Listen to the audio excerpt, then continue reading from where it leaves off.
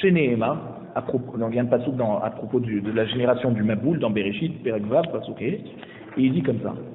On dit Vayar Hashem ki rabba ra'at adam ba'aret vechol yitzer ba'arshevot libo rak ra'a kol hayom. Voilà, on tourne la page. Le Yetzer Hara, kol hayom, toute la journée, on a dit que le Yetzer Hara il s'appelle Ra, il l'appelait Ra, tous les jours il nous attaque. Et ça veut dire quoi tous les jours il nous attaque? Tous les jours il devient plus mauvais et c'est plus dur de le dominer. Amar Rabbi Shimon ben Lakish. Ça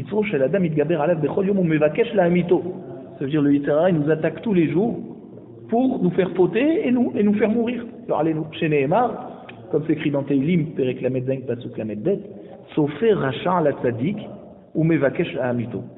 Donc le Racha, c'est qui le Racha? C'est le Yetzer Hara qui est Racha. Il regarde le Tzadik et il fait tout pour le faire fauter et le tuer. Ve'ilma Akadosh Baruch Hu chez Ronzerlo, si le Tzadik il n'avait pas l'aide d'Akadosh Baruch Hu pour gagner le Yetzer Hara, Eno Yachollo, le Tzadik il n'aurait jamais pu gagner le Yetzer Hara. Chez Nehemar, parce qu'il y a un passouk juste après, passouk Lamed Gimel, Hashem lo ya'azvenu beyado, velo yarshi'enu beishafto. Akadosh Baruch Hu ne l'abandonne pas le Tzadik dans les mains du Yetzer Hara. D'accord? Parce que sinon le Tzadik ne pourrait pas s'en sortir. Tana debe Rabbi Ishmael. Donc on voit que quoi, le Tzadik, il a le mérite par ses mitzvot, que Akadosh Baruch Hu l'aide, même si le Yetzer Hara grandit avec lui, il devient plus fort, il a aussi Si'ata d'Ishmael. Akadosh Baruch Hu l'aide, grâce à sa Torah. Grâce à sa petite coute.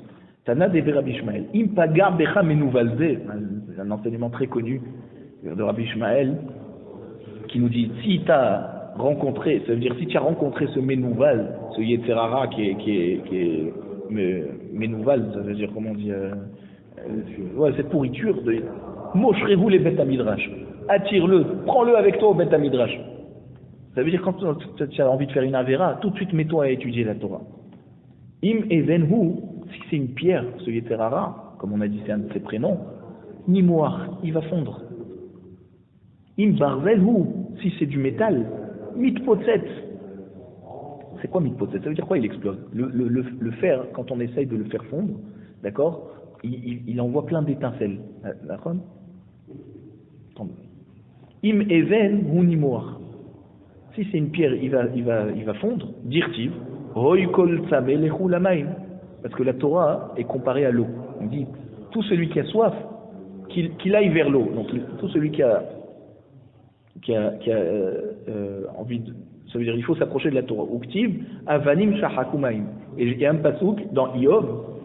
Le premier passouk c'était dans Yesharia, le deuxième passouk c'est dans Iyov qui te dit avanim shahakumaim. Les pierres, elles ont été fondues, elles sont émiettées par l'eau. L'eau, elle a la force de faire l'érosion. Donc, ça veut dire que l'eau, la Torah, elle a la force d'éteindre, de casser le Yetzer Hara. Im barzel ou mitpotet, on a dit si le Yetzer Hara est comme du fer, il va exploser comme avec des étincelles. Parce que la Torah aussi, elle est comparée au feu. Dirtiv dans Yirmiya, il y a un passage qui dit Haloko devari ka'esh neum Hashem ou kepatish et potet sala. Hashem dit que toutes mes paroles, voici que toutes mes paroles sont comme du feu, paroles d'Hachem. Et elles sont comme le marteau qui casse le rocher. Donc le feu, quand il est proche du rocher, il fait sauter le rocher. Amar Rabbi Shmuel bar Nachmani, Amar Rabbi Yonatan. Rabbi Shmuel bar Nachmani, il dit au nom de Rabbi Yonatan. Yetzer Hara mesito la adam ba'olam hazeh, ou me'aïd alav le'olam haba. Le Yetzer Hara, d'accord, il attire l'homme pour fauter dans son olam hazeh, et ensuite il témoigne dans le olam haba qu'il a réussi à le faire fauter. Chez Nehemar, comme c'est écrit dans Michelet, Mefanek minoar avdo ve'acharito yemanon. Ça veut dire quoi le Mefanek? Ça veut dire celui qui fait kiffer le Yetzer Hara. Ça veut dire celui qui se fait avoir par le Yetzer Hara. D'accord? Il fait plaisir au Yetzer Hara. Alors, minoar avdo, ça veut dire dans sa jeunesse, Va'acharito, à la fin de sa vie, donc ça veut dire à 120 ans, Yemanon, le Yetzer Hara, il va, Manon, ça veut dire, ça va être le témoin. Le Yetzer Hara va témoigner contre lui. Sheken, Be'atbar shel Rabbi Yahya, Korin et Sahada Manon. Ça veut dire dans le Aleph Bet que Rabbi Yahya a enseigné. Alors on inverse les lettres. de manière atbar. C'est quoi atbar? Aleph, tête, bet, het. D'accord? Aleph, il est remplacé par le tête. Bet, il est remplacé par le het. Gimel, il est remplacé par le zaïn. Dalet, il est remplacé par le vav. D'accord? Et donc pareil, et on continue. Yud, il est remplacé par le tzadik. Kaf, il est remplacé par le P. Lamed par Aïn, même par sa mère. Et ensuite,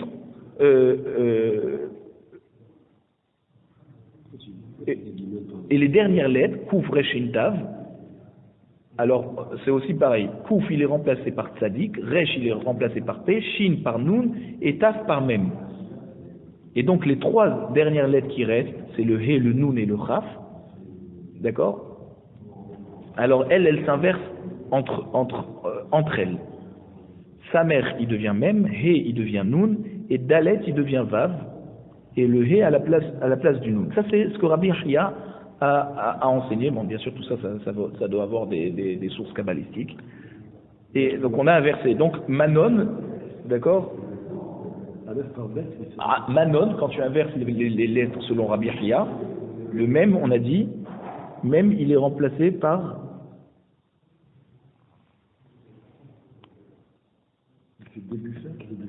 Ouais, même par sa mère. Donc le mot Manon, en fait, ça veut dire Aedout. Et Manon, quand tu inverses, le même, on a dit, se transforme en sa mère. D'accord? Ça fait, bon, Bekitsour, au lieu d'avoir Manon, tu peux lire Sahada. Sahada en araméen, ça veut dire Aïdout, témoignage. Donc Bekitsour, tu vois que le Yetzerara, c'est lui qui va témoigner contre l'homme à la fin de sa vie. Rav Huna Rami, Ktiv Kirouach Zenoni Mit'a. Donc il y a un pasouk dans Hoshea, Perek Dalet Pasouk Yudbet, qui parle des reproches au Bnei Israël. Et il dit, le Yetzerara, il les a fait pencher, il les a détournés pour aller vers la Avodah Zarah. Donc c'est pas le Yetzerara qui les a poussés, mais lui il n'a rien fait. Eux ils ont poursuivi le Yetzerara. Uktiv Bekirbam. C'est un passage qui dit Ukiruach Zenunim Bekirbam. C'est-à-dire le Yetzerara, il se trouve avec eux et fait partie d'eux. Alors comment tu peux dire qu'à la fin des temps il va dire, il va à la fin de la vie de la personne, il témoigne contre lui. Il dit, hey, toi aussi qui as fauté, qu'est-ce que tu viens témoigner? Batechila it'am ou les basov Bekirbam. Rabbi Omna il dit comme ça. Au début, les Bnei Israël, ils suivent le Yetzerara. Et à la fin, et à la fin, le Yetzerara, il rentre en eux. Ça veut dire que le Yetzerara, il ne faut pas le suivre. Une fois que tu l'as suivi, il rentre en toi. D'accord? Donc même s'il est en toi, c'est pas grave, ça l'empêche pas de témoigner contre toi. Parce qu'au début où tu l'as suivi, il n'était pas en toi. Donc c'est à ce niveau-là qu'il a la possibilité de pouvoir témoigner contre toi à la fin. Donc il ne faut pas suivre le Yetzerara. Amarava Batechila Kerao Heler. Au début, le Yetzerara, on l'a appelé Heler. Ça veut dire quoi? Heler, c'est comme quelqu'un que tu rencontres quand tu es en chemin. Ça va, tu vas pas t'installer chez lui, il va pas s'installer chez toi. Tu fais connaissance comme ça sur la route, mais c'est juste passager. Ou le Basov Kerao Reach. Et à la fin, le Yetzerara, il est ton invité. Ça veut dire il rentre chez toi. Ou le Basov Kerao Ish.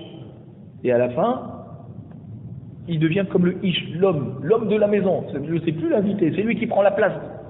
Chez Nehemar, comme on voit à propos de Nathan Hanavi qui a reproché à David Améler lorsqu'il a pris Bathsheba, qui était la femme de Uriah Hiti, d'accord? On dit, il y a le passage qui dit comme ça, Vayavo Helech le Ish et Ashir. Alors, comme David Améler était un homme riche, et Uriah un homme pauvre. Donc le Yetzerara, Helech, il est venu chez le riche. Chez le riche, c'est qui le riche? C'est David Améler. Vayahmol la kachat mitsono bimekaro la'asot la oreach.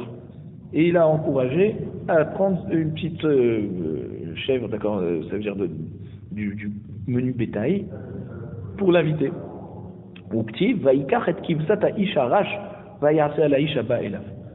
Et juste après, c'est écrit que quoi? Qu'il a pris le kivsat, donc la brebis, du pauvre.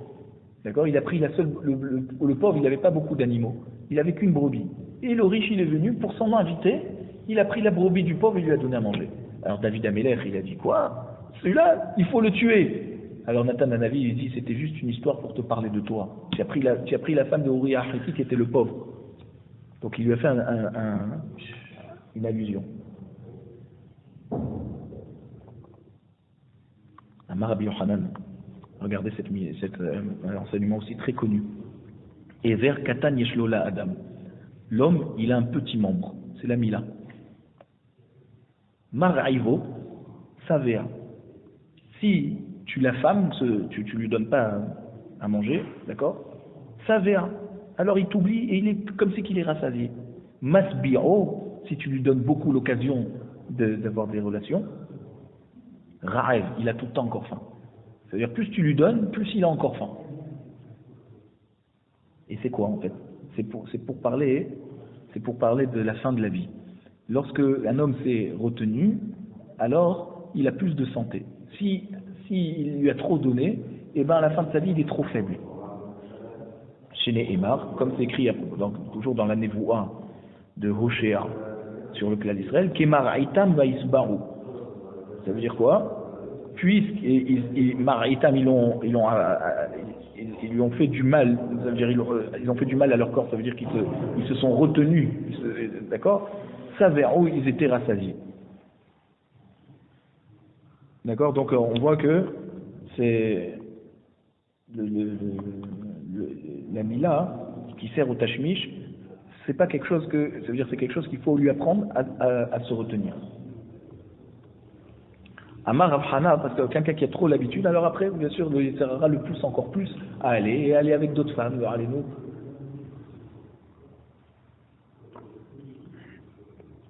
Et c'est pour ça qu'Akadosh Baruch Hu, il nous a donné le Inyan de la Nida, pour nous apprendre à nous retenir. Parce que si on se retient pas, alors l'Admara nous apprend que c'est un membre qui n'est jamais rassasié. C'est-à-dire plus tu lui donnes, plus il a faim. Amar Rabhana Bar Aha, Amre Berav, donc au Beth Midrash de Rav, on disait Arba'a mitraret anem Akadosh Baruch Hu chez Beraam. 4 personnes, Akadosh Baruch Hu regrette de les avoir créées. Velouel, c'est quoi? Galout, le fait de nous avoir envoyés en Galout, Akadosh Baruch Hu il regrette. C'est parce qu'il nous a envoyés parmi les nations et on a pris des nations. Kasdim, ça veut dire le fait d'avoir détruit le premier Beth Amikdash. Veishma Elim, les Arabes, Hachem regrette d'avoir créé les Arabes, et on comprend pourquoi aujourd'hui. Ve Yetzerara, et le Yetzerara. Par exemple, parmi tout ce qu'il a créé, il regrette les Arabes.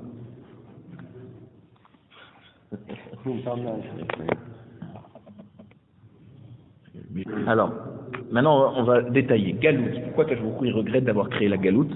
Dirtiv, parce qu'il y a un pasouk dans Yesharia, un avis qui parle, Yesharia, Isaïe, il a amené tous les psukim qui parlent du retour en Eretz Israël après la Galoute, quand il va avoir le Mashiach Ve'azad Hashem. Et il dit, Ve'ata, c'est dans une haftara, Ve'ata malifo ne'um Hashem kilukah amir hinam. Ça veut dire, pourquoi moi et mes enfants se trouvent ici en Galoute? Hashem il dit, pourquoi je les ai envoyés en Galoute? Parce que moi, Hashem, il part en Galoute avec les Bnei Israël. Donc il dit, pourquoi moi et mes enfants on est en Galoute? Kasdim, on a dit que c'était le Beth Amikdash détruit. Dirtiv, toujours dans les Sharia, Hen Eretz Kasdim Zeha'am Lohaya. D'accord? Alors, donc c'est les Kasdim qui ont détruit le Beth Amikdash. Non, ça veut dire la ville Tsour, elle a été détruite par les Kasdim. Et il dit, dommage, alvaï que ce peuple qui est en Kasdim, il n'existe pas. Parce qu'il ne mérite pas d'être. Ça veut dire ce peuple qui a détruit Beth Amikdash, il ne mérite pas d'être. Yishme Aïlim, maintenant les Arabes, Dirtiv, un pasouk dans Yov, Yishlayu ol halim les shodedim, ou batuhot les margizeel, la hacher hevi Eloha beyado. Les Arabes brigands qui volent, qui sont assis tranquilles dans leur tente dans le désert. D'accord, les Touaregs. Et toute leur vie, ils sont occupés avec leurs animaux qui font brouter. Même que c'est des gens qui énervent à Kadosh Baruch Hu, et ils sont tout le temps tranquilles.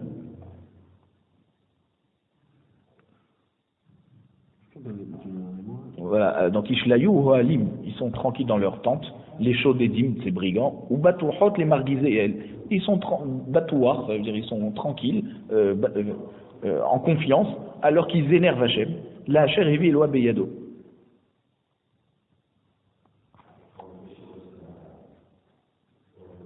Alors, même qu'ils énervent Hachem, ils sont tranquilles. Pourquoi? Parce que Hachem lui-même a fait en sorte qu'ils vont l'énerver, parce que c'est lui qui les a créés. Donc Hachem est énervé de les avoir créés.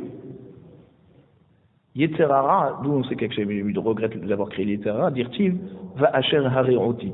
Donc c'est un pasouk dans Micha qui parle aussi du kibbutz galouyot, quand les Bnei Israël vont se rassembler en Eretz Israël à la fin des temps. Alors il dit, c'est un pasouk qui dit, je vais rassembler tout le clan d'Israël qui est en galoute, et je vais les rassembler de tous les endroits les plus loin où ils ont été envoyés, et je vais les ramener de ce que j'ai fait à eux, que je leur ai fait du mal. Ça veut dire que quoi? C'est quoi que je leur ai fait du mal? Ça veut dire que je leur ai fait du mal à cause du Yetzerara qui les a fait fauter et qui m'a fait, Hachem dit, qui m'a fait les envoyer en galoute. D'accord? Qu'ils avaient envoyé à la fin des temps. Donc, on voit qu'ils regrettent d'avoir créé Haréanti. C'est moi qui leur a fait du mal. C'est quoi moi qui leur a fait du mal? En leur ayant créé le Yetzerara, je les ai mis dans l'épreuve. Amar Rabbi Yochanan. Il m'allait shalosh mikaot alalou. Rabbi Yochanan, il dit, si on n'avait pas ces 3 psukim, d'accord, qui nous parlent des mérites des mérites de l'homme, et que Kaviachot, c'est Akadosh Baruch Hu qui les a fait fauter, nitmut et tout raglem shel sonem shel Israël.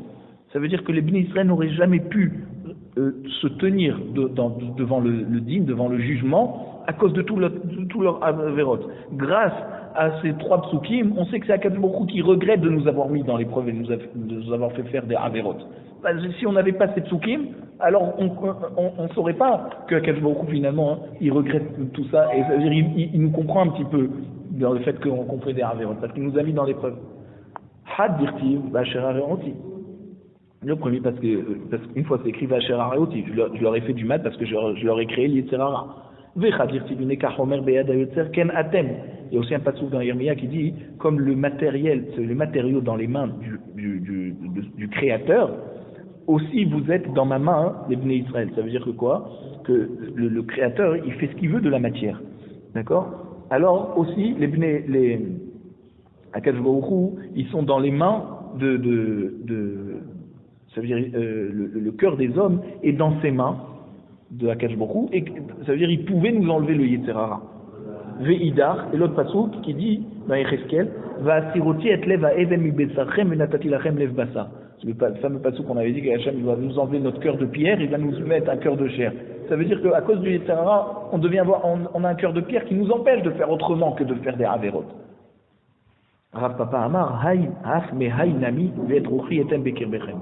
Il y a aussi le passouk qui dit, toujours là-bas dans Yecheskel, le passouk juste après, d'accord? Vet Ruchi etem Bekir Bechem, je vais donner mon rouach, mon influx divin parmi vous, et là vous allez suivre mes vous allez suivre mes commandements. Donc on voit que c'est Akadosh Baruch Hu qui peut nous pousser à aller vers le bien.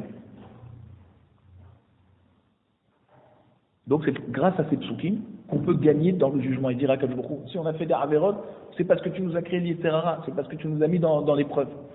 Et nous on est comme la matière dans ta main, tu aurais pu faire de nous ce que toi tu veux. Maintenant on parle du Mashiach. Mashiach ben David et Mashiach ben Yosef. On a parlé de plus haut, alors on a vu dans Zecharia, le pasuk qui dit Vayar eni Hashem arba'a harashim. Alors Akadosh Baruch Hu a montré par la prophétie 4 métiers. Maïninhu, Arba Harashim, qui c'est? Rav Hana bar Bizna, Amar Bishimon Hasida. C'est qui ces 4 corps de métier? Mashiach ben David, Mashiach ben Yosef, Eliaou, un avis, et Cohen Tzedek. Cohen Tzedek, c'est Shem, le fils de Noach. Alors c'est quoi?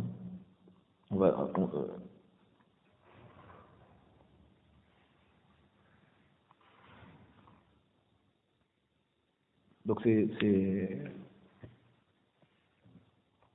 Harashim. En fait c'est des constructeurs. Donc Mashiach ben David, Mashiach ben Yosef, ils vont construire le troisième Beth Amikdash en fait. Eliyahu Navi, il a construit un misber en pierre au Hara Carmel. Et Cohen Tzedek Shem, le fils de Noach, il a construit la Teva avec Noach son père. Métiv, Rav Shechet, il pose la question. Iari, Aïnou dirtiv, c'est le passouk nous dit, Va yomer elai, ele hakeranot asher zedu at Yehuda. Donc un passouk, toujours là-bas dans Zecharia, que le malach va lui répondre que les Harashim, c'est qui? C'est les carnets à Umot, ça veut dire les nations, qui ont les cornes des nations, qui ont encorné les Bnei Israël et qui les ont éparpillés de partout. Hané les Shuvah à tout. Alors, ces 4 personnes qu'on a parlé de Mashiach ben David, c'est eux qui vont ramener les Bnei Israël et qui vont empêcher le fait qu'ils vont être écartés et éparpillés de partout. Elle dit, c'est pas eux. À Marley, chapelle les Sefé d'Ikra. Alors, Rav Hana, il dit à Rav Shechet, non, descends en bas du pasouk et tu vas voir ta réponse.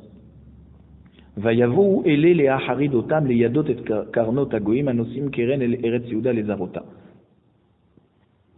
Donc ces 4 personnages constructeurs qu'on a dit, Mashiach ben David, Mashiach ben Yosef, Eliyahu Navi et le fils de Noach, Shem, alors c'est eux qui vont venir pousser les cornes des goïm.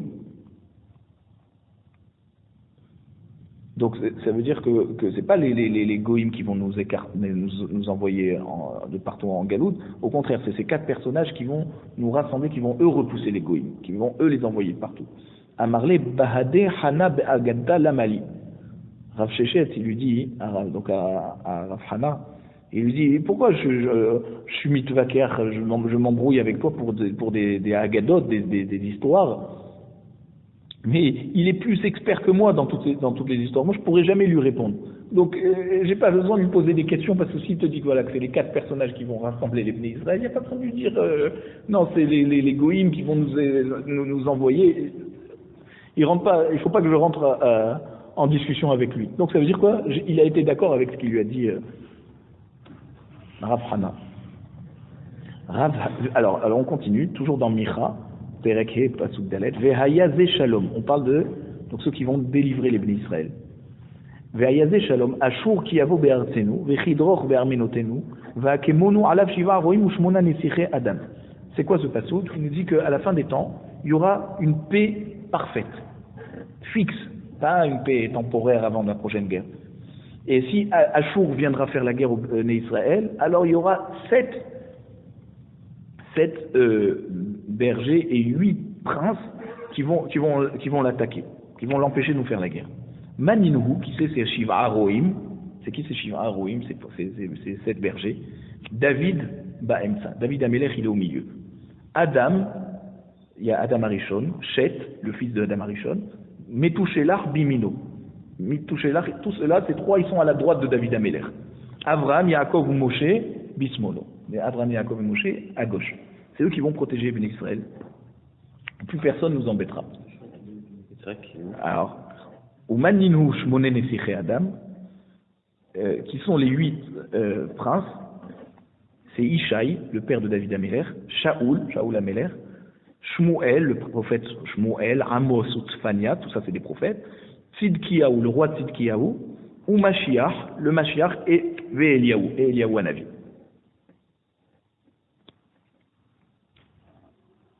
Alors, pourquoi Yitzhak Avinu, il n'est pas parmi eux? C'est parce que lui, il va aller chercher tous les descendants qui sont dans le Gehinam. C'est lui qui va sortir tous les Bnei Israël du Gehinam. Arba'a Sulamot. Alors maintenant, on reprend notre Mishnah, qu'on avait dit qu'au Beth Amikdash, pour Simchat Beth HaShoeva, il y avait 4 échelles pour chaque lustre, parce que chaque lustre, il avait 4 lampadaires. 4 nérodes. Tana, Govha, Shel Menorah, Hamishim Ama. Donc ce lustre était positionné à 50 mètres. 50 amot, donc 25 mètres plus ou moins. Verba Yeladim Shel Pirkei Keuna Ubidehem Kadeshemen Shel 120 log. On a dit il y avait 4 jeunes Kohanim qui montaient sur ces échelles et ils avaient des cruches d'huile pour pouvoir allumer la menorah, c'est-à-dire ce lustre. Et en tout ça faisait 120 logs. Alors, Iba'aleu 120 log kulehu ou Dilma Lechod Had Vechad. Est-ce qu'il y avait 120 logs pour ces 4 jeunes? Ça veut dire qu'on divisait, ça faisait 30 logs par Kohen qui montait sur l'échelle. Ou alors, sur chaque nerf, il y avait 120 logs à remplir. C'est ma question. Tashma, l'Agmara nous dit comme ça. Ou bidehen kadeshemen shel shloshim ou shloshim log. Shem kula 120 log. C'est dit non. Dans leurs mains, voilà, il y aura des cruches de 30 logs. Ça veut dire chacun aura 30. Et en tout, ça fait 120 logs. D'accord? 30, c'est plus ou moins 10 litres. Tana, on a dit dans la Braïta, Vehen, ces jeunes qui montaient sur les échelles, Meshubahin Hayou, ils étaient donc très forts. Yoter mi Bena Shel Marta Bat Baitus. Ils étaient plus forts que le fils de Marta Bat Baitus, qui était un Kohen Gadol, qui était un Kohen, qui était connu pour sa force exceptionnelle. Amrou al Bena Shel Marta Bat Baitus. Maintenant, qui c'est le fils de Marta Bat Baitus? Shaya Notel, Shte Yerichot Shel Shor Gadol, Shel Akouach Be'elef Zuz. Lui, tout seul, il pouvait porter deux jambes d'un taureau, d'un grand taureau qui a été acheté pour 1000 zouz. Donc ça veut dire sûrement un grand taureau. Lui, il arrivait tout seul à porter les 2 jambes et il les amenait lui-même sur le bête du misbéar pour les sacrifier. Ou mais à l'air, alors il montait sur la pente du misbéar tranquillement. Donc jusqu'à Akev Betzad Goudal. Ça veut dire le talon du pied qui touchait le pouce de l'autre pied. Ça veut dire il marchait, comment on dit quand on marche, pas chaque pied qui touche l'autre pied. Il n'avait même pas besoin donc de courir. Vélo inihu habakwanim lansotken. Et les autres Kohanim, ses frères Kohanim, ils lui ont pas laissé prendre 2 membres en même temps. Ils lui disaient non, tu prends toi un et nous on prend un autre. Mishum berov am ha'adrat meler. Parce qu'il y a toujours ce klal, d'accord, c'est un passouk dans Michelet qui nous dit que plus il y a du monde, plus il y a plus c'est un kavod, c'est joli, c'est beau pour le roi. C'est plus meroubat pour le roi d'avoir beaucoup de monde. Donc nous, qu'on fait à Kadosh Baruch Hu ou Beth Amikdash, c'est mieux d'avoir beaucoup de kohanim qui le servent en même temps. Et pas un kohen qui prend deux morceaux sur lui. Maïmeshu Bahim, c'est quoi alors, en quoi ils étaient plus forts? Il imamishum yukra, si tu veux me dire parce que les cruches qu'ils portaient sur ces échelles c'était très lourd. Ah mais yakiret fait. Il dit c'est les 2 jambes du taureau qu'il portait le fils de Marta Bat Baitus, ils étaient plus lourdes qu'une cruche qui contient 30 logs. Ouais. Et là hatam kevesh umeruba velozekif. Il dit non, le fils de Marta Bat Baitus, il montait sur la pente, d'accord? Et la pente, elle était, bien sûr, elle n'est pas droite, d'accord? C'est une pente qui est douce, c'est pas une pente raide. Acha, sous la moto, skip tout va. Là, ces jeunes, ils montaient une échelle, c'est beaucoup plus raide à monter une échelle. C'est pas parce qu'ils portaient. C'est vrai que les jambes des deux jambes du taureau, c'est beaucoup plus lourd qu'une cruche. Oui, mais lui, il montait une pente qui était douce pour le misbéar. Alors que là, c'est Kohanim, il montait une échelle qui est beaucoup plus rude. Merouba, voilà, Kevesh ou Merouba, vélo Zekif. Ça veut dire que c'était une pente qui était pas Zekif, elle était plate, voilà, elle n'était pas abrupte comme une échelle. Vélo Aya Hater Birushaim, on termine avec ça. On dit il n'y avait pas une seule cour à Jérusalem qui n'était pas éclairée par la lumière qui sortait du Beth Amikdash pendant Simchat Beth HaShoeva. Tana, la vraie nous dit, donc cette lumière qui sortait, elle est tellement grande que Isha Boreret Chetim les Or Shel Beth HaShoeva. Une femme pouvait trier les blés rien qu'à la lumière, en pleine nuit, de la lumière qui sortait de Simchat Beth HaShoeva.